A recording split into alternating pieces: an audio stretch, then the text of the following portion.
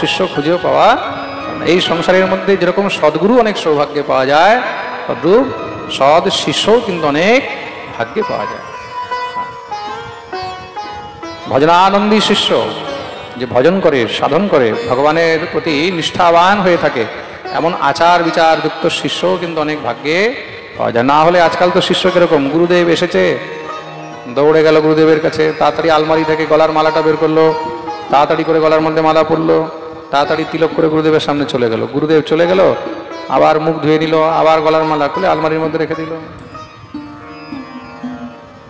এটা হচ্ছে আজকালকার শিষ্যদের সিস্টেম, তাই তো? প্রেম সে বলো।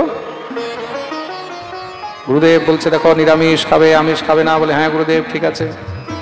একাদশী করবে, ঠিক আছে গুরুদেব, বলে তবেই দীক্ষা দেবো কিন্তু, হ্যাঁ হ্যাঁ গুরুদেব।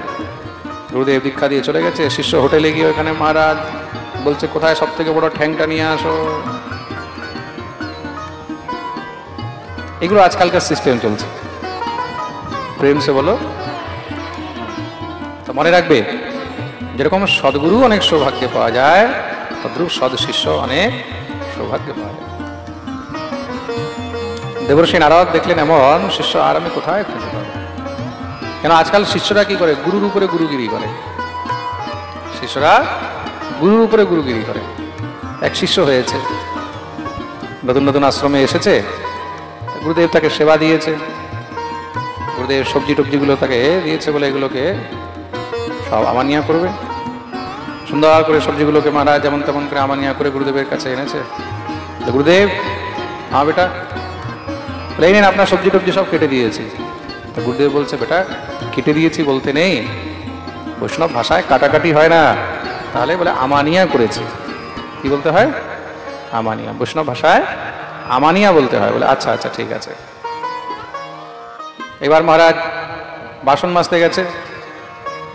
যখন বাসন মাজতে গেছে, গুরুদেব বাসনগুলো দিয়েছে, যা বেটা এগুলো ধুয়ে নিয়ে আয়। বাসনগুলো ধুয়ে নিয়ে এসেছে। গুরুদেব বলছে হলো? বলে হ্যাঁ গুরুদেব। কি করলি? বলে বাসনগুলো সব আমানিয়া করে দিয়েছিল। গুরুদেব বললেন আরে পাগলা, বাসন আমানিয়া হয় না, বাসন আমানিয়া হয় না, বাসন তো মার্জন হয়, মাজা হয়। বলে আচ্ছা আচ্ছা গুরুদেব ঠিক আছে। নতুন নতুন এসছে তো, ঠাকুরের জন্য ভোগ রন্ধন হয়েছে। তা গুরুদেবকে বলছে গুরুদেব ঠাকুরের প্রসাদ নিয়ে এসছে, এই নেন ভোগ লাগিয়ে দেন। তা গুরুদেব বলছে না না, এটা প্রসাদ হয় না, এখনো ভোগ লাগেনি, এটাকে আমানিয়া বলা হয়। এখনো ভোগ লাগেনি, এটা আমানিয়া বলা হয়। এখন শিষ্য তো কনফিউশনে চলে এসছে, কোনটা আমানিয়া, কোনটা প্রসাদী, কোনটা মাজতে হবে কিছু বুঝে উঠতে পারছে না। এখন গুরুদেব বললেন যাও তাড়াতাড়ি গিয়ে মাথা টাথা এগুলো সব কামিয়ে আসো। তো দোকানদারের কাছে গেছে। দোকানদার এখন নাপিতের কাছে গেছে। নাপিত বলছে কি করব? বলে ভাই ভালো করে আমার চুল আর দাড়িগুলো আমানিয়া করে দাও। নাপিত বলছে আমানিয়া মানে কি হয়? কাটতে বলো? বলে না না, কাটাকাটি বলা চলবে না। গুরুদেব বলেছে বৈষ্ণবরা কাটাকাটি বলেন না, তার জন্য আমানিয়াই করতে হবে। নাপিত বলছে কেমন খেপা আসলো রে বাবা। আচ্ছা ঠিক আছে, তোর আমানিয়াই করে দি।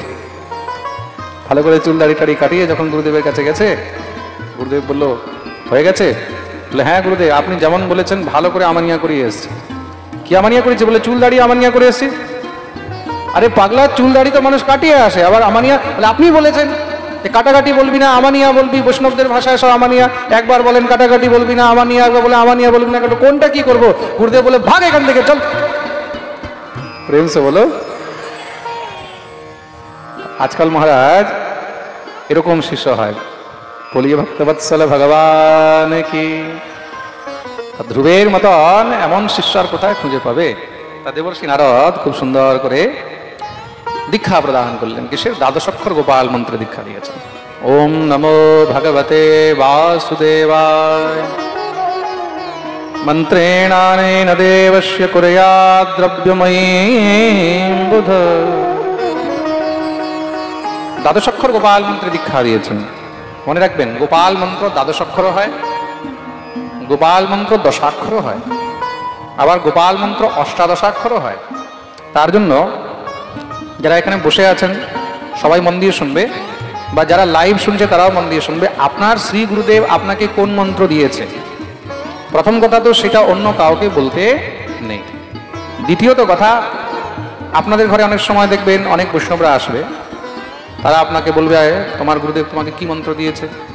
তুমি যখন বলবে না না সেটা তো বলা যাবে না, গুরুদেব নিষেধ করেছে, তখন দেখবে তোমাকে খোঁচাবে। আরে আমাকে বলো, কিছু হবে না। সাধুগুরু বৈষ্ণবদেরকে বলা যায়, গুরুজনদেরকে বলা যায়। তোমাকে অনেক প্রকারে তারা মেন্টালি হ্যারাসমেন্ট করার চেষ্টা করবে, মাইন্ড ওয়াশ করার চেষ্টা করবে। বলো বলো, তারপরে তুমি যখন বলে দেবে যে আমার গুরুদেব আমাকে এই মন্ত্র দিয়েছে, সঙ্গে সঙ্গে তোমাকে বলবে এই তোমাকে এই মন্ত্র দিয়েছে, এটা তো ভুল আছে। কালকে আমি একটা কথা বলেছিলাম না পাঠের মধ্যে, দুনিয়ার মধ্যে কোনো সম্প্রদায় কোনো সমস্যা নেই, বৈষ্ণব সম্প্রদায়ের মধ্যে একজন আরেকজনের প্রতি অনেক সমস্যা আছে। সে কি করবে, তখন তোমাকে বলবে তোমার গুরুদেব তোমাকে এই মন্ত্র দিয়েছে, এটা ভুল আছে, এটা এরকম নয়, এই মন্ত্রটা এরকম হয়।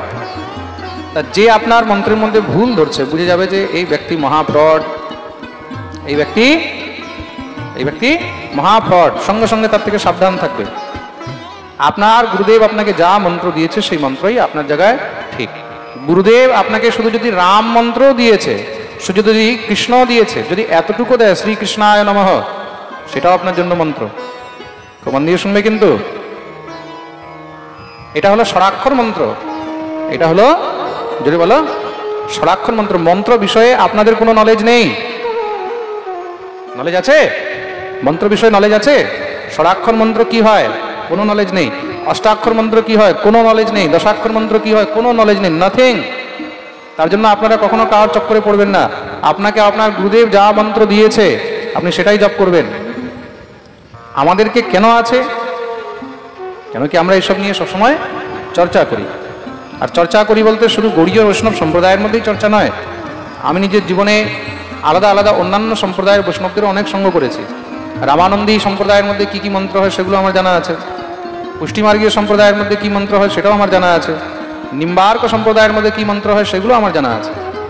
যেহেতু আমি আলাদা আলাদা বৈষ্ণব সম্প্রদায়ের মধ্যে সবসময় উঠা বসা করি, তাদের সঙ্গে আমার শাস্ত্র চর্চা ইত্যাদি হতে থাকে, কিছু না কিছু বিষয়ে জীবনে তাদের অনেক সঙ্গ করেছি বলেই নলেজটা আছে। নাহলে যারা পাঠ করে শুধু তাদেরকেও কিন্তু এসব নলেজ হয় না, মনে রাখবে।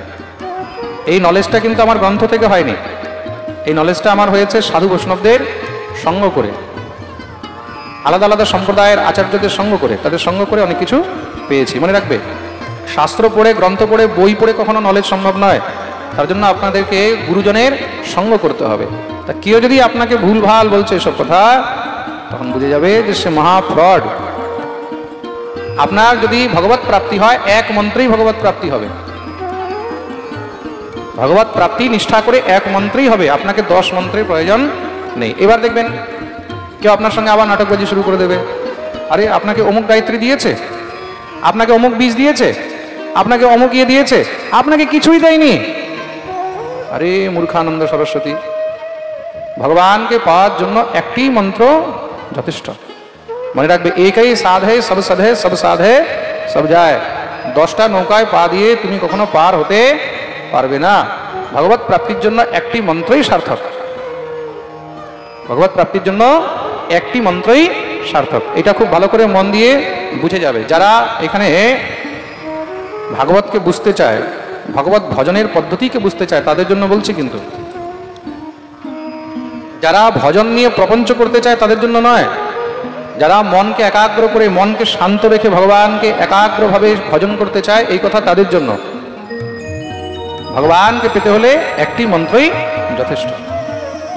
আদি যুগ থেকে নিয়ে আজ পর্যন্ত ভগবত প্রাপ্তির জন্য একটি মন্ত্র গুরুগণ নিজের শিষ্যদেরকে প্রদান করিয়াছেন। প্রেম সে বলো, নানা রকম মন্ত্র ভেদ কখনো করিতে নেই। ওইটাতে কি হয়, নানা রকম মন্ত্র ভেদের কারণে তখন মানুষের মধ্যে বিভ্রান্তি হয়। আর বিভ্রান্তির কারণে তখন কি হয়, এক মন্ত্রের প্রতি নিষ্ঠা থাকে না, এক মন্ত্রের প্রতি নিষ্ঠা থাকে না। যখন আপনার এক মন্ত্রের প্রতি নিষ্ঠা হবে, তখন মন্ত্ররাজ আপনার উপরে প্রসন্ন হবে।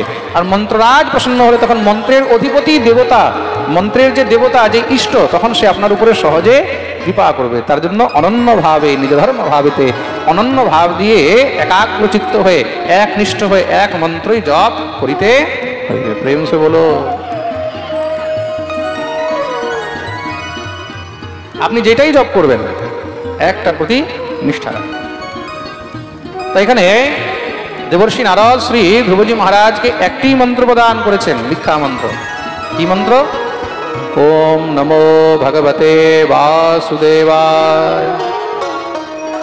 श्री ध्रुवजी महाराज मंत्र प्राप्त करेছেন, मंत्र प्राप्त করে গুরুদেবকে প্রণাম করেছেন, প্রণাম করে শ্রী ধ্রুবজি মহারাজ বৃন্দাবন চললেন। আহা, কেন বৃন্দাবনে আমার ঠাকুরকে পাওয়া যাবে।